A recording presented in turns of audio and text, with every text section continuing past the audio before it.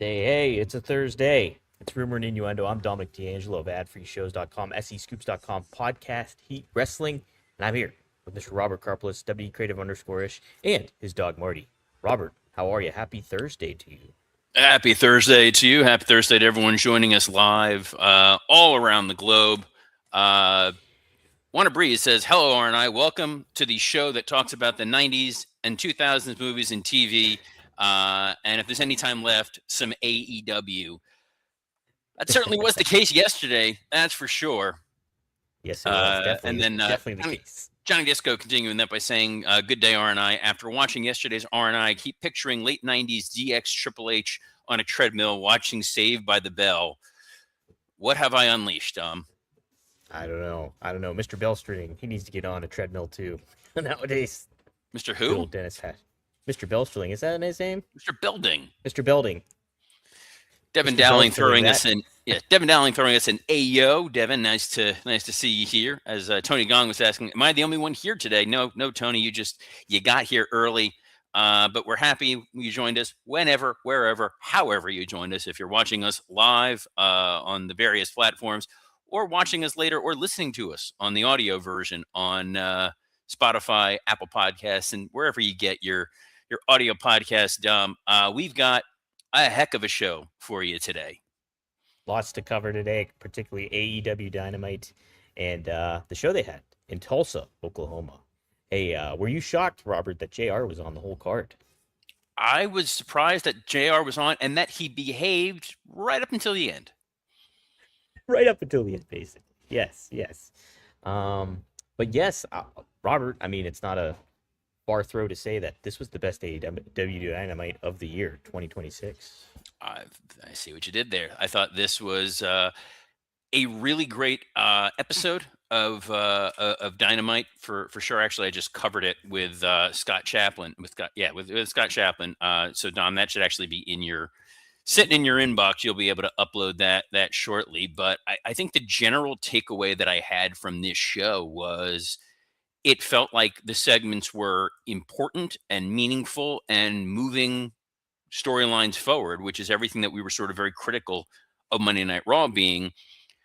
Okay. The ending lights out stuff could have been, I think, handled a little better. And I think the Marina Shafir match was kind of along the same lines of what we were concerned about that one being. But overall, very solid outing from our friends at All Elite Wrestling. Yes, I completely agree with you. So let's get to it. Let's dive into the weeds. But the show started off. Oh my God, where's the results at? Why am I blanking? Help me out, Robert. How'd the show start off? Stand by. This is why I hold on a second. I just put my notes away. That's fine. It opened with footage of Jet Speed having been attacked by Jake something is now in AEW. I wasn't quite sure. Jake Doyle. I wasn't sure we were supposed to know who Jake something actually was. That's kind of part of the little bit of the issue, I think. I thought he has such a high ceiling for years, like in TNA, and I just was a head scratcher why TNA didn't push him more to the moon than what they did. And so here he is in AEW as Jake Doyle. He's kind of like just a grunting side guy with Mark Davis right now, but I sure hope they use him a lot more. But he's one of the many members of the Don Callis family currently. He definitely is one of many members of the Don Callis family, which is tremendous. But nice way to debut him. I was a little confused when they're like, "Oh, it's Jake something," and I was like, "Wait, has he been on AEW TV before?" He was on like briefly years ago, but didn't quite understand that. A lot of people in the Don Callis family. Two men who are not in the Don Callis family: Jon Moxley and Shelton Benjamin. Holy cats, Robert! Love this match, and wasn't too particularly fond of the finish, to be honest, but these guys can go, and I thought it was a good highlight for Moxley to show his diversity in the ring, and obviously Shelton Benjamin's on another level, even at this age. So it was a definite turn back the clock situation with both Shelton Benjamin and Jon Moxley. Both of those guys absolutely knocked it out of the park in there. This was a way to establish the rules for this Continental title. And I was disappointed in a good way when this was over that Moxley got the win with 5 seconds to go, because it was like, well, damn, I wanted to see these guys go at it again. Well, that's kind of my point. I thought, like, why not have it go to the end and then you continue this feud with them? Because I like the idea of establishing, not everyone's going to be able to last the full 20 minutes, and Moxley is fighting to stop them from getting that shot. So I didn't hate that. What did my hear? Oh, it was on your end. Oh, I thought it's that was on my side. I coffee. thought I realized now. Yeah, someone was brewing a nice cup of Joe. There's a big demand for it, and then we saw the demand as they took on Jack Perry and his new tag team partner since Jet Speed were out, the Young Bucks. Hmm. Up and comers, you think? Get out of town. Robert, I like this match. I like the finish too a lot for certain reasons. Oh, I can explain. Enlighten me, Like, Don. yeah, so Young Bucks help out Jack Perry, and I think I can kind of loosely connect, and they kind of did on the show too, of making this make sense of something we've been critical of when it comes to the storyline between Jack Perry and the Young Bucks. If Kenny Omega was the mediator, I think that can kind of I can buy into it more. The fact that the Young Bucks pinned Ricochet instead of the rest of the Demand sets up a good tag team feud potentially between the Demand and the Young Bucks, and then you also continued this feud between Ricochet and Jack Perry. So I like the outcome of this match, Robert. I thought match made sense. Outcome made sense, that we want to see Jack Perry try to get an opportunity again at Ricochet's national title. After the match, Mark Davis and Jake Doyle Mm-hmm. rules, Rules. made their attack. And then we saw Andrade return to AEW, which was an interesting surprise. So I guess they got all of that, let's hope, sorted out. And then at the top of the ramp, you had FTR looking on. So we're sort of establishing a lot of storylines there. You have the Bucks out there. You had Jet Speed out there. Davis and Doyle, attorneys at law, were out there. Andrade is now back, so I guess he's going to be intermixed in this situation with Jack Perry and Ricochet. A lot of intrigue coming out of this match. A lot of intrigue, a little bit of concern too at the same time, because we know how this all gets mixed up and people get lost in the shuffle, particularly in AEW. So they don't have a great track record of following through with some of this stuff. So we'll see how it goes though. But yeah, intriguing nonetheless. Made me think about, like, hey, if you're returning, if you're making on Andrade make his return, I would have. I mean, this kind of they kind of did something a little bit later on, but I would have paired him with a particular somebody else later on. But we'll talk about that when we get to it. Uh, Up next, Robert, what we have? Up next was Trying to look. Willow Nightingale Yes. delivering a promo with Harley Cameron and Chris Statlander. Hmm. I like Willow Nightingale quite a bit. I really hate that she has the two belts, and literally the fact that you had Harley Cameron actually standing in the dark in the corner highlighted the biggest problem that I had with this, which is we've really marginalized these women's tag team titles. Yeah, I really agree with you on that. I also agree. I mean, maybe you don't think this, but I think this too. Having Mercedes Monet come out, do the cake spot and stuff like that, it doesn't. It just makes her feel so much lesser than, I think, and you're just not putting her in the right position as they've done for since she's really debuted in a lot of ways. And I think that's a concerning thing going on too. But I like the promo Willow cut. I thought that was great. The promo Willow cut was fine. You knew someone was going to wind up in the cake because it's wrestling and someone's always going to wind up in the cake. But this just sort of felt like now the TBS title is her most important focus, and the women's tag titles are not at all front and center. Right. It does create a little bit of concern there for sure. Keep Uh, in mind, this was the Dynamite of the year, according to the name of this episode. But that's what I good thought. stuff. Just a lot of questions where it's, yeah, we're going to get a Willow Mercedes rematch, which I think will be just fine. But I don't quite see how this helps the tag division or justifying why they went ahead and put the tag titles on Willow and Harley to begin with, when you could have gone with Mina Shirakawa and Tony Storm, who seem a little sort of lost in the woods, and someone who was actually wandering out in the woods was Mark Briscoe. That's correct. Got a I promo always love a about Mark Briscoe promo. Hechicero. Hmm. I didn't know which, that they were feuding necessarily. Did you? well, it's going to take place on Collision. They set it up from what happened, I guess, on Collision last week. This was totally fine, and this is a way to build up the TNT title, which is I'm going to defend it on Collision. I'm going to defend it on TNT. Let's make this match seem like it makes sense. And this was the kind of promo that talks you into the building. Continental Classic Tell is you, over. He's there to fight. By golly, let's fight. tell you what, I think that's the best looking title that AEW has currently. Is that TNT version of the Mark Briscoe version of the TNT Championship. I like it. It ain't bad. Ain't too shabby. Ain't too shabby. After that, Robert, we had Bandito taking on Sammy Guevara, and I love this match, Robert. I thought it was a really fun finish. The two guys really went in the ring, and match of the year so far for me. But what'd you think? It was a hell of a match. I think the thing with Sammy Guevara that always winds up happening whenever I see him out there is I just always wish that this is the time where he's going to stay the course. He's not going to do anything that's going to upend his push or confidence in the company with allowing him to be featured on television. This is now sort of the third or fourth iteration that we've seen of, hey, Sammy's here. Hopefully he doesn't bungle this. And then Lucy pulls the football away and Charlie Brown goes flying. This was a hell of a match. Jim Ross, again, pointing out that Sammy Guevara reminds him of a young Eddie Guerrero, which is not far off at all. Bandito looked excellent out there. And then the post-match situation with MJF was tremendous. Yeah, I totally agree with you. It's such a fun overall match and segment combined together. With Sammy, it's like maybe this Edward version of him, era of him, might be a little like get him on the right track. We'll find out. But I liked it. E joining us now, throwing a was up with 10 Z's because he said that Yeah, R&I is a 10 out of 10. We will definitely take that. This MJF promo was a 10 out of 10.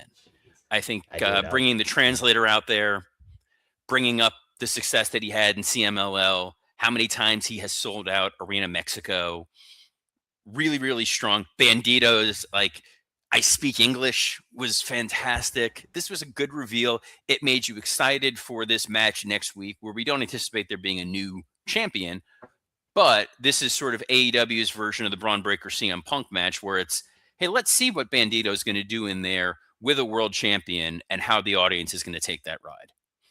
And I had initial concern of this too, Robert, when the show kicked off because they did a video package with Kenny Omega talking about like wanting the world title, and it's all about him and MJF. So it's like, are you forgetting about Bandito? But this was a great follow up. Did you recognize who the translator was, Robert? No. He's the guy that is the meme with Samoa Joe walking away. He was the one that when Samoa Joe was walking away and he's diving, it's the guy like shrugging. Oh, okay. That's kind of fun. So good stuff, good usage of it all. Yeah, best match and segment of the night, in my opinion. And the fun stops there because we got Marina Shafir versus Tony Storm. We had said yesterday, this needed to be a lot shorter. And this match felt like it went for about 9-10 hours. This was interminable. The conglomeration with Tony Storm feels like we don't know what the hell to do with her. Again, it's probably why they should have been women's tag team champions because her and Mina Shirakawa could at least be doing something on AEW programming. The finish was kind of lame with the pulling the referee out, which never winds up being a disqualification, but in this case it is. And this feels like such a C-level story for the Death Riders. I agree in that respect. I also agree that the match was too long.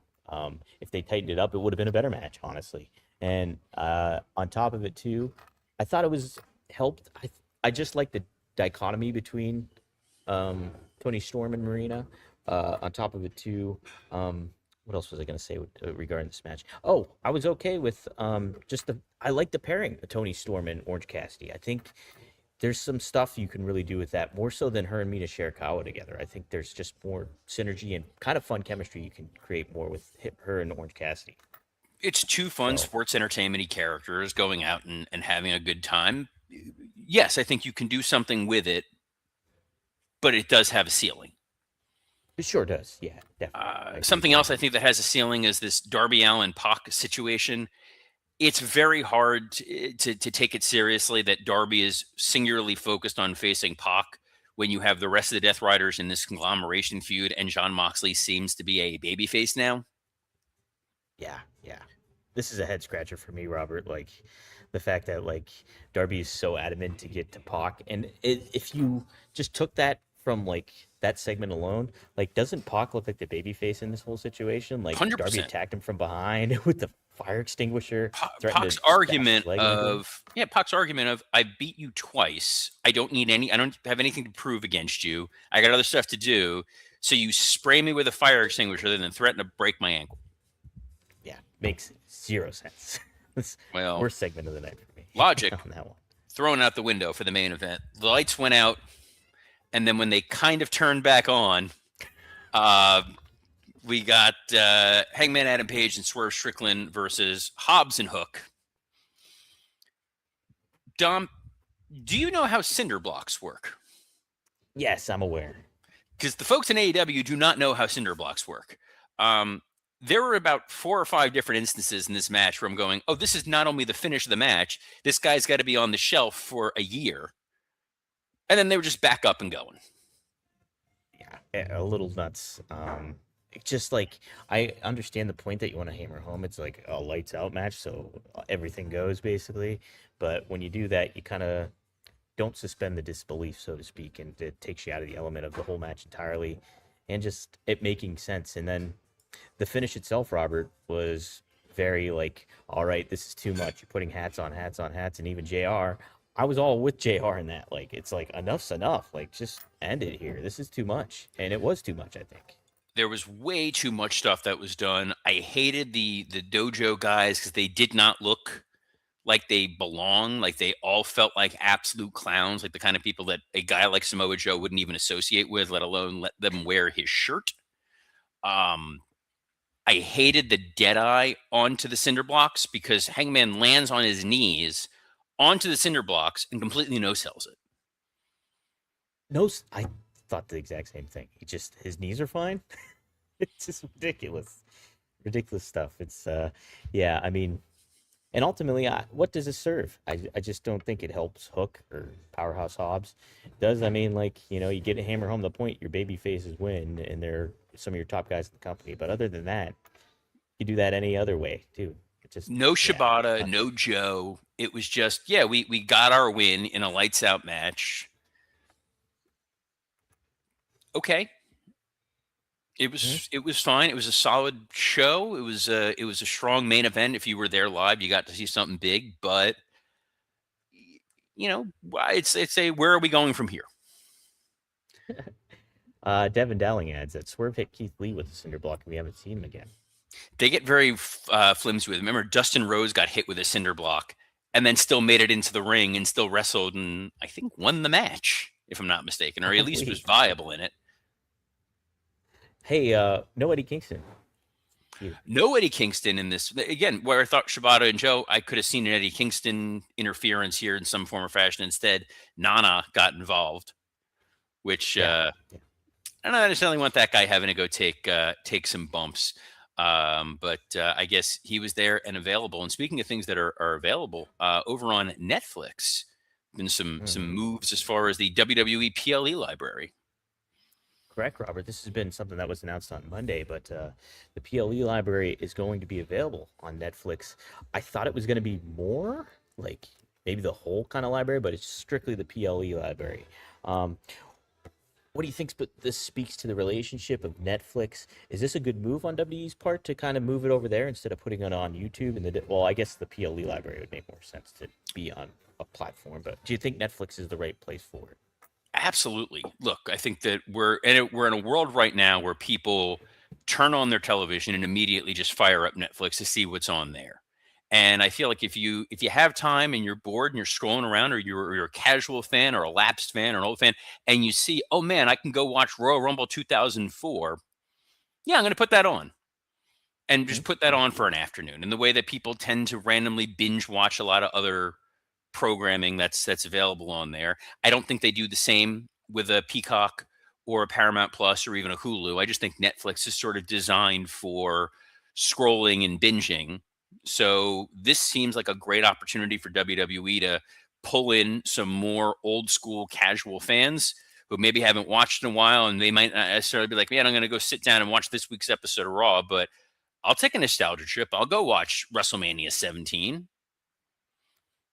I think it makes a lot of sense too, Robert. And like the kind of added incentive to it all too is if you put your regular programming, the historical program like Raw and stuff on your W Vault, you have those people tuning in to watch that. Oh, I gotta tune into Netflix to actually catch the PLE to complete what I'm watching too. So you can get the ardent nerds really tuning in as well. So I like the Absolutely. move. And I think it's going to be a big win for your co-host, Rob Van Dam, because I think there's a lot of people who are going to watch this sort of recent past, and they're going to be like, oh man, wonder what Rob Van Dam's doing now. And they're going to look up, they're going to go see that he's got his podcast, tune in, watch, listen, go see him at a convention, buy some of his merch. I think it's a pretty cool opportunity for the WWE. It's a great point too, no doubt about it. Also on tap, Robert, wanted to get your thoughts on this. We kind of talk about this on a monthly basis. Is the PLE length when it comes? Bruce Pritchard. So we got some cross synergy here with ad-free shows and podcast heat. Something to wrestle with. He addressed this. He says, "I go back in time. 10 matches on a card is hard to watch. When you look at the presentation and you put so many things in a 10-match card, at the end of the night, what do you remember? You're most likely going to remember the main event, but there have been an angle and a third match and a hell of a match, but you have forgotten because you haven't seen so much of the other SHIT. Good, bad, or indifferent, I think less is more." He also adds, "Sometimes you have to battle that demon of, we have to get more people on this. The PLE streaming aspect of the business has changed that completely. Talent is not paid on pay-per-view buys. There's no time allotment. They don't really want more than 3 hours. It's a different time and a different way people consume." So completely subscribe to what Bruce is saying here. Robert, do you have any qualms with what your former coworker had to say? No, I think his take on the PLEs are absolutely spot on. They're not charging you 30, 40, $50 for the pay-per-views, the PLEs, whatever it may be. It's bundled as part of your subscription for ESPN Unlimited or Netflix or wherever you are in the world, and you're able to consume them. The shows are still selling out. So fans are still paying money and showing up in attendance. They feel like they are getting their money's worth for a 3-hour show that has 5 big matches that are built up over a period of time. You're going to see some stars on them. You're going to see some memorable moments. It is a very sort of, they go where the business is going. And if the audience right now is accepting a 5-match show, and those 5 matches have at least 1 or 2 memorable moments to them, they're generally a success. They're a lot easier to watch. We criticize to some extent those AEW pay-per-views because they are charging 30, 40, $50 for them. They want to feel like we're really giving you your money's worth. But when you have a 12, 13 match show, you do forget things. When it's a 5-match PLE, 4-match PLE, which is most likely what we're going to see for Royal Rumble, those do tend to be a little bit more impactful. So I don't think that Bruce is terribly far off. And the other point of it is that with the PLEs, there is no hard out.